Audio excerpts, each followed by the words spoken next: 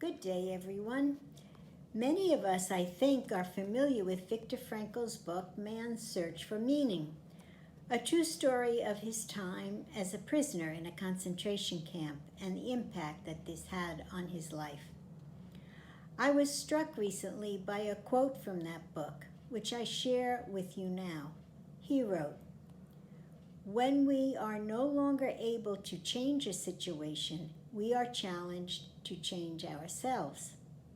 I find these words both timely and consoling, and at the same time somewhat challenging, especially given the situations in our world, the pandemic, violence, political unrest, as well as the challenges we all experience in our families and personally.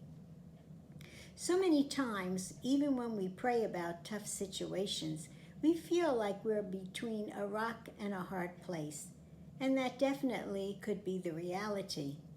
And so we pray and pray and pray, many times asking or begging God to change the situation or circumstances. When nothing changes, some discouragement arrives, even though we are trying to have faith. Well, I'm thinking that when at this point all seems impossible, this is the very moment for us to ask or beg God's help to change our attitude and our perspective on the situation or about the persons involved if it's a conflict. Life is like that. We can look at something one way and be scared or angry or worried. We can look at it another way and see an exciting challenge. We can focus on our lack of control about what has happened, or we can focus on what we can control, which is how we respond. Hopefully, placing our request to change our hearts and helping us to see with new eyes and placing these into God's hands will lead us to a new sense of hopefulness, leading us to greater inner peace and continued faithfulness. I'd like to end with a story I recently heard.